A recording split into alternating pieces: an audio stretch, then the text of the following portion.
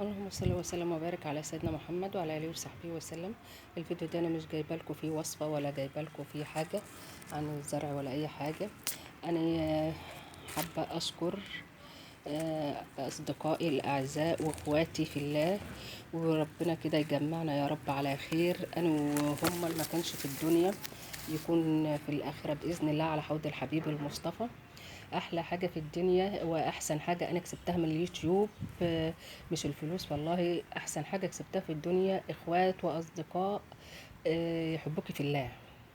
شوفي لما تكوني في اعز ازمه عندك كده وفي عندك حالة وفاة، حالة حزن، حد تعبان وكده، وجبت عن اليوتيوب وتلاقي اختك وصديقتك وحبيبتك ما شفتهاش ولا يربطك بها اي صله، بعتلك فيديو كده واقفه بتدعي لك في الكعبه، بتدعي للمتوفي في الكعبه، بتدعي لوالدتك في الكعبه، واخت تانية بتدعي لي في الروضه.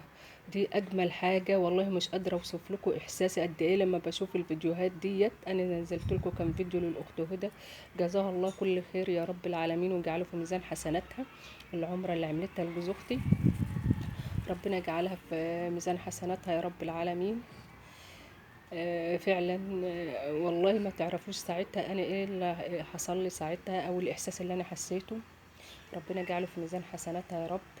والاخت فايزه جزاها الله عنا كل خير وهي واقفه بتدعي لي في الروضه. يا رب لكم مثل وزياده، ربنا يجعله في ميزان حسناتكم باذن الله يا رب العالمين. وعامله الفيديو ده علشان اشكرهم فيه. آه، والله ما تعرفوا احساسي ايه، ولا انا لاقيه كلمات اقدر اوصفهم بيها. دي احسن حاجه انا اخدتها من اليوتيوب.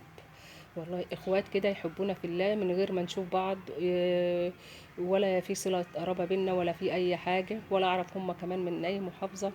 بس سبحان الله حاجه كده ربنا بيبقى حاططها في زي ما تقولوا تواصل روحي بينا، ما تعرفوش حاجه زي كده.